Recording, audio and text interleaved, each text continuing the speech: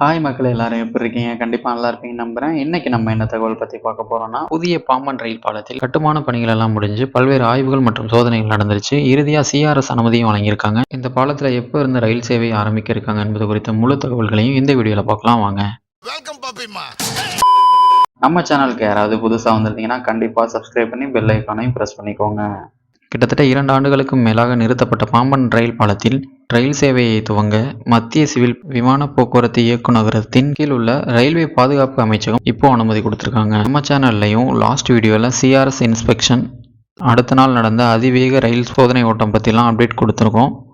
முதல் நாள் CRS inspection, அடுத்த நாள் அதிவேக ரயில் சோதனை ஓட்டம் நடத்தினாங்க. இறுதியாக சிஆர்எஸ் ஆய்வு முடிவாக தற்பொழுது ஒப்புதல் வழங்கியிருக்காங்க.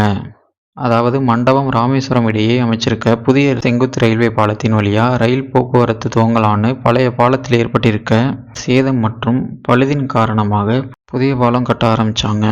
இந்த பாலத்திற்கு 2019ஆம் ஆண்டு பாரத பிரதமர் அவர்களால் அடிக்கல் நாட்டப்பட்டது. இந்த பணிகள் 2024 முடிக்கப்பட்டு சிஆர்எஸ் பாதுகாப்பு ஆய்வும் நடத்தி முடிச்சிட்டாங்க.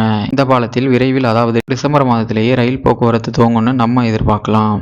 2 வருஷத்துக்கு முன்னால பாம்பன் பாலத்தில் ரயில் போக்குவரத்து நிறுத்தப்பட்டது. இதே டிசம்பர் மாதத்துல தான். இந்த பாம்பன் ரயில் பாலத்தில் கடைசியா பயணிச்ச ரயில் ராமேஸ்வரம் செகந்திராபாத் ஸ்பெஷல் ட்ரெயின் தான்.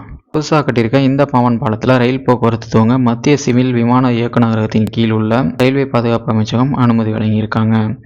நம்ம ஃபர்ஸ்ட் பார்த்த மாதிரியே பாம்பன் பாலத்தில் சிஆர்எஸ் நடக்கும்போது முதல் நாள் இன்ஸ்பெக்ஷன் பண்ணாங்க. 2வது நாள் அதிவேக ரயில் சோதனை ஓட்டம் நடத்தினாங்க. அதுக்கு முன்னால் ஓஎம்ஆர்சி இன்ஸ்பெக்ஷன், பவர் வேகன், அப்புறம் ஜல்லி நிரப்பப்பட்ட சரக்கு ரயிலை வேகமாக இயக்கி, இது மாதிரி பல்வேறு சோதனைகளுக்கு அப்புறம் தான் சிஆர்எஸ் பாதுகாப்பு சோதனை இறுதியாக வெற்றிகரமாக முடிஞ்சிருக்கு. ஓஎம்ஆர்சி இன்ஸ்பெக்ஷன் 90 கிலோமீட்டர் வேகத்தில் மற்றும் சிஆர்எஸ் சோதனையும் 90 கிலோமீட்டர் வேகத்தில் வெற்றிகரமாக நடத்தி முடிச்சிருக்காங்க.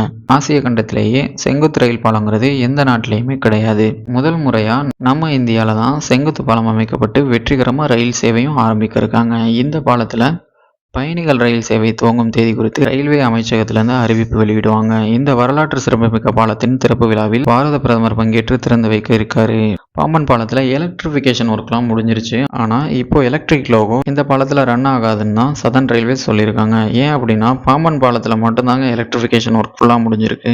ஆனால் மற்ற பகுதிகளில் இன்னும் எலக்ட்ரிஃபிகேஷன் ஒர்க் முடியலை. அந்த பணிகளெல்லாம் ஃபுல்லாக முடிஞ்ச அப்புறம் தான் எலக்ட்ரிக் லோக்கோமோட்டிவ் ரன் ஆகும். அது வரைக்கும் அனைத்து விதமான டீசல் லோக்கோக்களையும் இயக்க மட்டும்தான் தற்போது அனுமதி கொடுத்துருக்காங்க.